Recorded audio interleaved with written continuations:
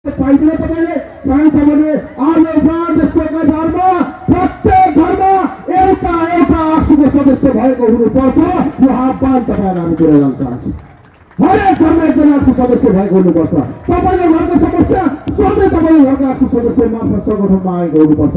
5 जना केटालाई गाउँको दायित्व दियो, त्यो 5 जनाले गर्न सकेनन् भने घरमा फुट्याउँदै बसेर हुँदैन।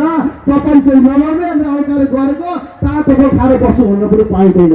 अप्ठ्यारो छ, कसैको घरमा छैनन्, हामी बुझ्छौँ। भएकाहरूले तर आफ्नो दायित्व निभाउनु पर्छ। निभाउने आह्वान म तपाईँलाई गर्न चाहन्छु। बहुत सङ्ग्राम गर्न बाँकी छ, बहुत सङ्ग्राम गर्न बाँकी छ। हामी युनाइटेडै हुन सकेका छैनौँ, हामी शक्तिशाली नै हुन सकेका छैनौँ। अझै पनि हामी आह्वान गरिराख्नु परेको छ। सङ्ग्राम त अझै गर्न बाँकी नै छ, धेरै सङ्ग्रामहरू छ। सङ्ग्रामको कहानी भन्दाखेरि ब्रिटिसमा अब उल्टा पनि आएर सङ्ग्रामको कहानी के भन्नु?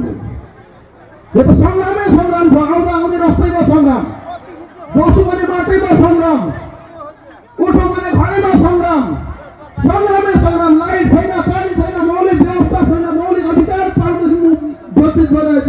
बेसिक निड, एउटा मान्छेलाई प्रयोजनीय जति बेसिक निड छ ती वस्तु छैन। स्कुल छ, स्कुलमा मास्टर छैन, के दिनु? कहाँबाट सुरु गर्नु सङ्ग्रामको कहानी?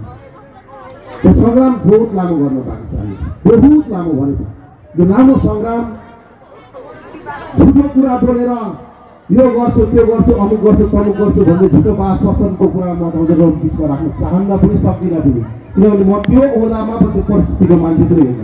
एउटा कुरा म तपाईँलाई अनुरोध गर्न चाहन्छु, तपाईँहरू सबैजना युनाइटेड रहनु भयो भने, सबैलाई एकीकृत भएर रहनु भयो भने, सबैमा एटलिस्ट एकजनाले अर्कोलाई विश्वासको वातावरण निर्माण गर्न सक्नुभयो भने, सबैभन्दा ठुलो माइनस पोइन्ट के हुन्छ? विश्वासको वातावरणको कमी, अविश्वासको वातावरण हुन्छ। यसले त मलाई यस्तो पो सोच्दैछ कि भने जस्तो फिलिङ हुन्छ। आफूले त्यस्तो सोच्नु हुँदैन अर्कोले।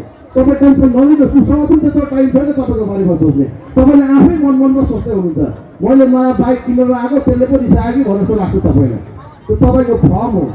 ऊ पनि आफ्नो काममा व्यस्त छ कि भन्नु। तपाईँले नयाँ बाइक किन्नु भएर ऊ रिसाइरहेको छैन। तर धेरै मान्छेको मानसिकता त्यस्तो हुन्छ। त्यसले गर्दाखेरि एक दुसरामा विश्वासको वातावरण हामीले निर्माण गर्नु जरुरी छ। एक दुसरालाई सम्मानको वातावरण बनाउनु अत्यन्तै जरुरी छ। विश्वास र सम्मान जहाँ रहन्छ त्यहाँ सधैँ सम्पर्कहरू राम्रो हुन्छ र जहाँ सम्पर्क राम्रो हुन्छ त्यो शक्ति, चाहे त्यो घर परिवार होस् अथवा समाज व्यवस्था अथवा जम्मै गोर्खा जमातको शक्ति त्यो सबै नै